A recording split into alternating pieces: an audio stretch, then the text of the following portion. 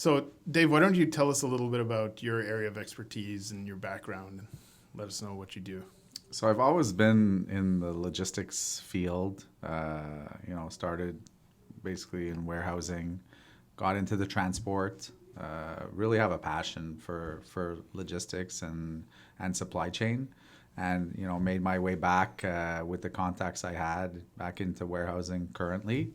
I just love the challenge of problem solving and working with a team day in and day out. With the different challenges we have, and whether it's moving freight or having different orders that are coming in day in and day out with different clients, and we're seeing the changes now within the industry that every day is a different day. A lot of professions, it's the same in and day out, but logistics, it's something different every day, and that's what I love about this industry. Where did you start your career? So I started at Walmart, Walmart Canada Corp, managing in the stores. One of my responsibilities was the warehouse, and really, I think that's where my passion started. With a huge corporation like Walmart, you're touching different products. You're seeing the different supply chains, local industries, national and international industries and companies. So I really started falling in love with warehousing there. The different the different sections of the warehouse, the different departments, how they were different from each other, and how they interacted at the same time, and the flow of goods, and making sure that our supplies were in order, and those different timelines that required to receive goods in and out. So really, fell in love with it at Walmart. I'm sure this is something that a lot of people are thinking, and we see Walmart as this like gorilla in terms of any industry, right? They've done such an amazing job. They've been so successful, more than anything else, through the way that they've managed their supply chain. And I remember, the first time I toured a Walmart facility, I was struck by like how I thought they were so on their game on everything. Is that the case? I mean, are they like, have they got it all figured out? Um, Mainly, yes, they have it all figured out at the DC level, and at the sales level, but they have their challenges as well.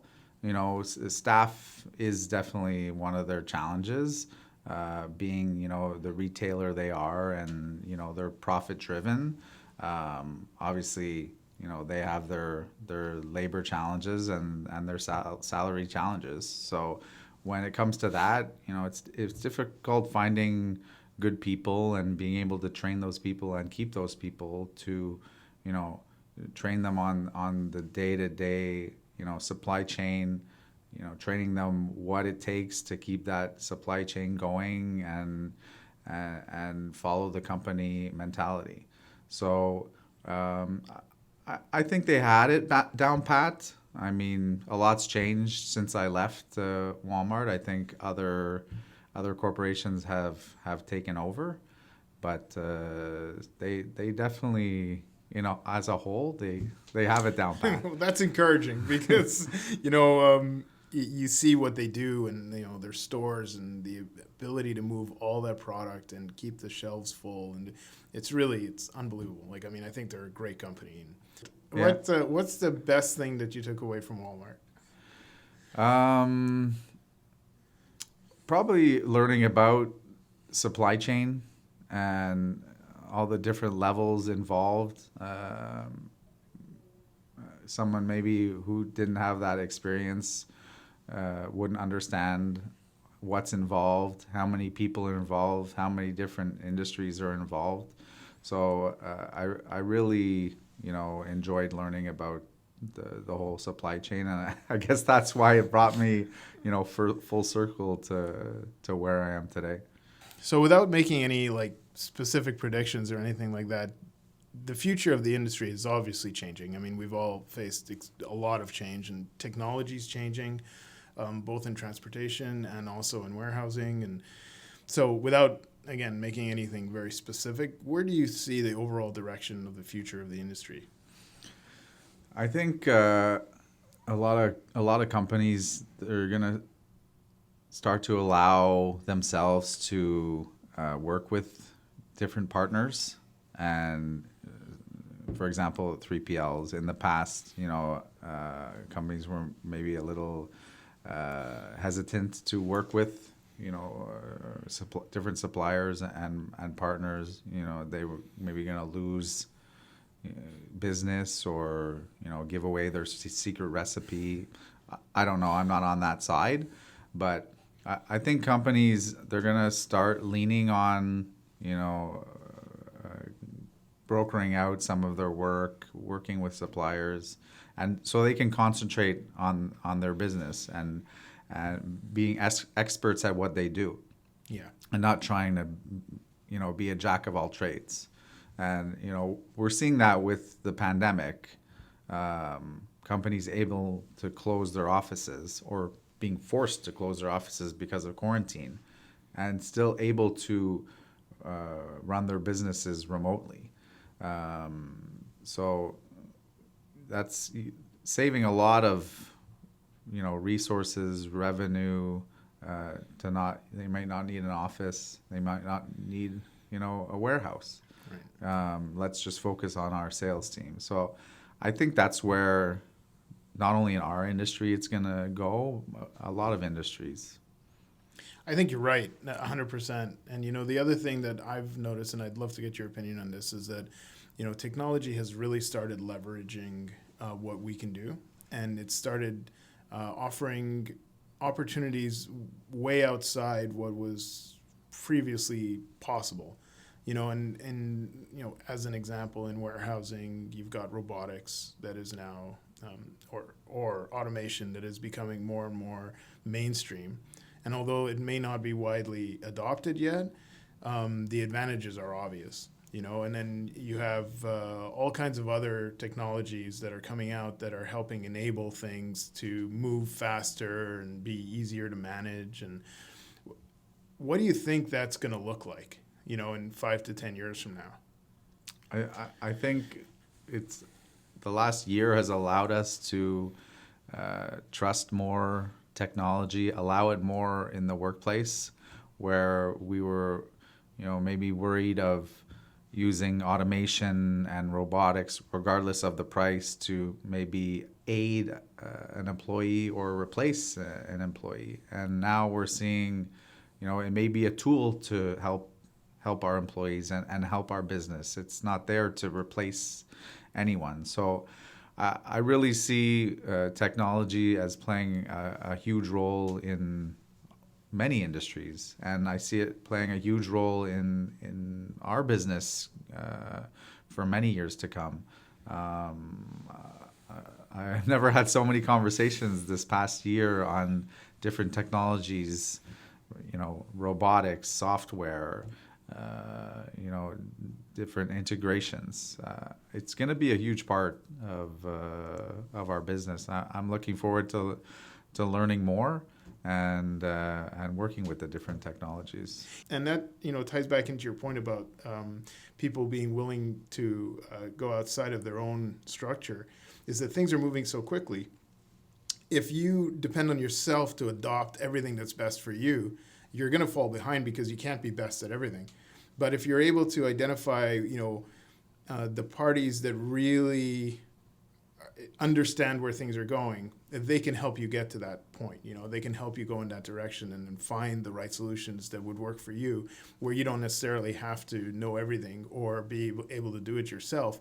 You just have to get around the right people who can help you in that direction. Exactly. I just feel that I'm not looking for robotics and automation to be to replace anyone. I'm looking to improve how we work, and I think every company should look at that. We're human. We can only do so much. Our energy gets drained. We get tired. We get less productive. So how can we use tools? not even robotics, but different tools to, improve our efficiency. So Amazon, although they have thousands and thousands of robots in their warehouse, bringing goods to their employees, a lot of people will challenge, yeah, they're not employing human beings. But I just feel like they're still employing human beings. They're using them where you can't really use robots or automation effectively, putting those people in those areas and let the robots do the difficult tasks.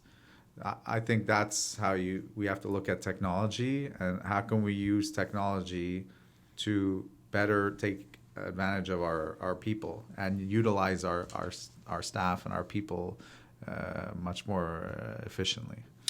I totally agree with you, and I think a lot of people have the view that when you start to automate and when you put robotics in place and you do all these other things, you end up losing opportunities for people, and I don't think that's the case at all. I think what happens is there is just more things available for us. Our lives get better, and it like the advent of the car didn't mean that all of a sudden everyone who was riding carriages or a driver of a horse-ridden carriage, like they're all unemployed. That's not the reality. It just means that now the jobs are different. There's tons of people working in factories on assembly lines making cars, and it made transportation easier. It made it more possible for us to get around. It changed the way that we live our lives. They had to build highways. They had to, and so the reality is, yes, robots, in a sense, if you look at it, they may take the job of an individual moving a product from one place to another place in a warehouse.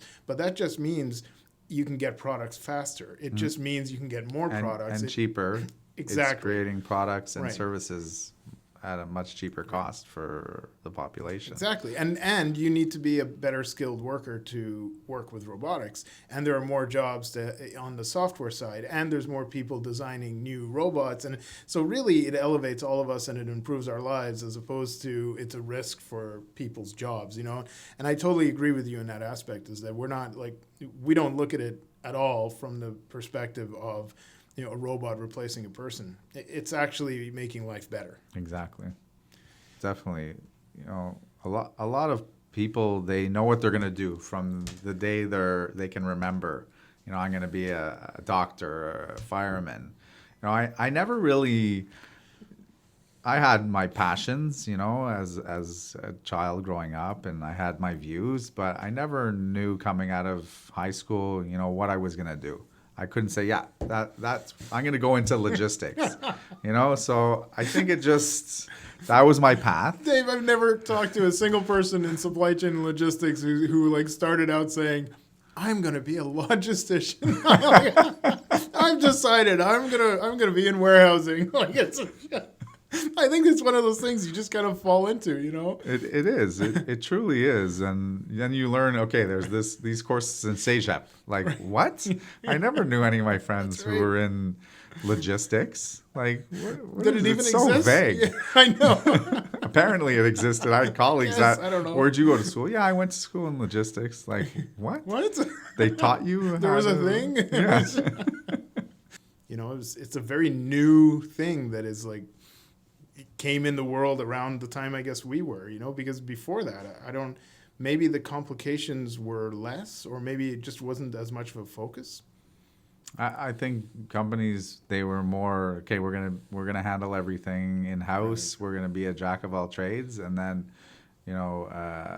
visionaries came along in different business. Like, no, we're gonna focus on, our sales, and we're gonna focus on our warehousing, and we're gonna outsource our transport. Why are we gonna have all this overhead of tractors and trailers and drivers? Like, why? Mm-hmm. Let's just outsource it.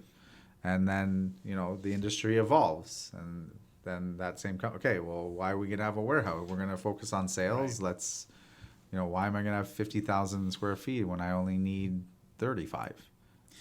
I guess that's human nature, isn't it? Right? I mean, if you look back and when we started becoming an agricultural society, we went from everyone kind of did everything to, well, now there's going to be people who grow the crops, who harvest the crops, then we're going to need to store them. So someone has to guard them. So then someone has to make the weapons for the guards, and someone has to make the shoes, and someone has to make the tools. And so that's when we started specializing. And I guess that pattern seems to have perpetually been repeated, right? Not only, specializing, solely specializing on different services and products, but as you specialize, you can lower your costs. So I Right. think that's another factor that, caused people to be more specific in what they were offering and where they were concentrating. Yeah, you're absolutely right. I mean, it's the developments in each area come from people who live and breathe that area, not from the generalist who's kind of doing everything, right? Mm-hmm. Absolutely. Competition, it's a great thing. A lot of Yeah. individuals they're scared of competition, but competition, it can, if you look at it properly, it can make your company great. What can we focus on that we can offer better and cheaper than the other guys? So I think that's what happened. Yeah, and I totally agree with you. I think competition is an amazing thing. And it's very good for us in general in society. It helps us improve our lives. Like competition is something that we should embrace rather than try to avoid, or then, we shouldn't be fighting our competition. We should be learning from the people we compete with, and we should be embracing what they're doing. And I think as things change, competition is the one-to-one competition of the past is going to get harder and harder to duplicate, because I think everyone's going to be doing different things, because everybody is in a sort of unique situation.